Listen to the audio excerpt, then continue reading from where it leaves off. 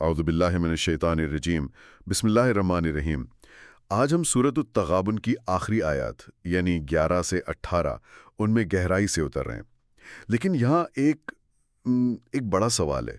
ایک ایسی سورت جو کائنات کے وسعتوں سے شروع ہوتی ہے، وہ اچانک ہمارے ذاتی دکھوں، خاندان اور جیب میں رکھے پیسوں کی بات کیوں کرنے لگتی ہے؟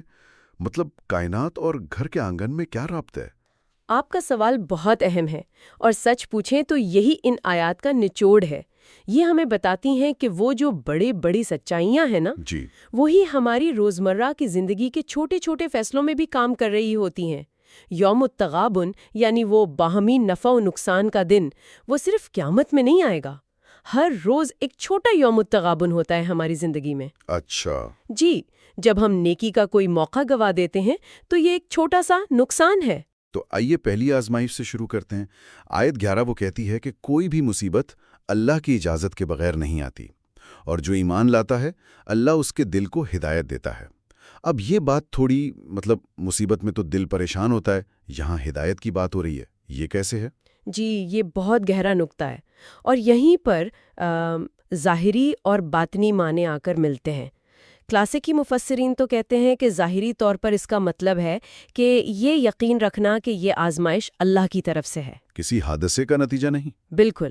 لیکن باطنی طور پر یہ دل کو پاک کرنے کا ایک موقع ہے۔ آپ نے رومی کا وہ قول سنا ہوگا کون سا؟ کہ زخم وہ جگہ ہے جہاں سے روشنی اندر داخل ہوتی ہے۔ واہ، کیا خوبصورت بات ہے۔ جی، تو جب دل بھروسہ کرتا ہے تو تکلیف بھی روحانی ترقی کا ذریعہ بن جاتی ہے۔ یعنی ہماری تکلیف ہی ہمارے روحانی علاج کا ذریعہ بن سکتی ہے۔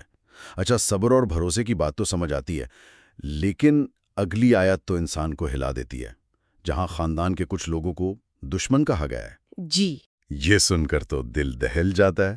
بالکل، اور یہ آیت اکثر غلط سمجھی جاتی ہے۔ یہ خاندان کی مذمت ہرگز نہیں، تو پھر یہ ایک گہری وارننگ ہے۔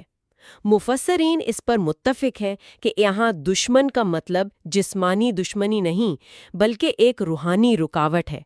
کچھ اسے ایسی محبت کہتے ہیں جو فرض سے غافل کر دے، اچھا، جبکہ دوسرے اسے ایک لطیف پردے سے تشبیہ دیتے ہیں جو ہماری ترجیحات کو دھندلا دیتا ہے۔ آزمائش کا مقصد شرمندہ کرنا نہیں، بلکہ اس پوشیدہ لگاؤ کو ظاہر کر کے ہمیں آزاد کرنا ہے۔ یہ وضاحت بہت مددگار ہے۔ اب ہم تیسرے نقطے پر آتے ہیں، مال۔ قرآن خرچ کرنے کو اللہ کو قرض حسنہ دینا کہتا ہے۔ یہ تشبیہ مجھے ہمیشہ تھوڑا الجھن میں ڈالتی ہے۔ اللہ جو ہر چیز کا مالک ہے، اسے ہم سے قرض کی کیا ضرورت؟ آپ کا سوال بالکل درست ہے، اور ظاہری طور پر یہ واقعی متضاد لگتا ہے۔ لیکن اگر ہم اسے اللہ کے نقطہ نظر سے نہیں بلکہ انسان کی نفسیات کے نقطہ نظر سے دیکھیں تو بات سمجھ آتی ہے۔ وہ کیسے؟ دیکھیے، اللہ کو ہمارے مال کی ضرورت نہیں، ہمیں اپنے مال سے لگاؤ ختم کرنے کی ضرورت ہے۔ اسے یوں سمجھیں کہ جب ایک بچہ اپنی جیب خرچ سے اپنے والدین کو کوئی تحفہ دیتا ہے جی، تو والدین کو اس تحفے کی ضرورت نہیں ہوتی، لیکن وہ بچے کے اس عمل کو، اس کی محبت اور قربانی کو بہت قیمتی سمجھتے ہیں۔ صحیح۔ بس اللہ کے ساتھ ہمارا معاملہ بھی کچھ ایسا ہی ہے۔ یہ سخاوت دراصل بھروسے کا ثبوت ہے کہ ہمارا ہاتھ اس لیے کھلتا ہے کیونکہ دل اب مستقبل کے خوف میں قید نہیں ہے۔ تو یہ روحانی تصورات کیا صرف پرانی کتابوں کی باتیں ہیں، یا آج کی دنیا میں بھی ان کی کوئی حقیقت ہے؟ ان کی گونج آج پہلے سے بھی زیادہ واضح ہے۔ جدید نفسیات بھی اس کی تصدیق کرتی ہے۔ وکٹر فرینکل کا کام آپ نے دیکھا ہوگا، وہ کہتے تھے کہ مصیبت میں معنی تلاش کرنا انسان کو مضبوط بناتا ہے۔ پوسٹ ٹرامیٹک گروتھ جسے کہتے ہیں۔ بالکل، قرآن 1400 سال پہلے اسی تصور کی طرف اشارہ کر رہا تھا، اور اسی طرح تحقیق سے ثابت ہے کہ دوسروں پر خرچ کرنا خود پر خرچ کرنے سے زیادہ خوشی دیتا ہے۔ سچائی ایک ہی ہے، چاہے وہ وحی کی زبان میں ہو یا سائنس کی۔ واقعی۔ اس ساری گفتگو کو سمیٹنے کے لیے ابن عربی کا ایک قول ہے جو دل پر اثر کرتا ہے۔ وہ کہتے ہیں کہ بندہ جس چیز کو کھونے سے سب سے زیادہ ڈرتا ہے، دراصل اسی پر اس کا توکل ہوتا ہے۔ اللہ اکبر۔ آزمائش اس پوشیدہ شرک کو شرمندہ کرنے کے لیے نہیں، بلکہ ہمیں اس سے آزاد کرنے کے لیے آتی ہے۔ اور یہی وہ نقطہ ہے جو کائنات کو ہمارے گھر سے جوڑتا ہے۔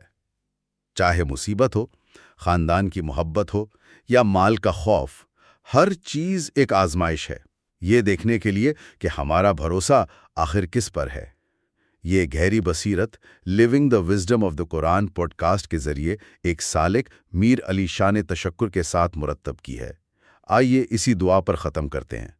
اے پروردگار، جو آزماتا ہے مگر تنہا نہیں چھوڑتا، ہمارے دلوں کو ثابت قدم رکھ جب ہمارا ایمان ڈگمگانے لگے، محبت کو پردہ نہ بننے دے اور خوف کو حاکم نہ بننے دے۔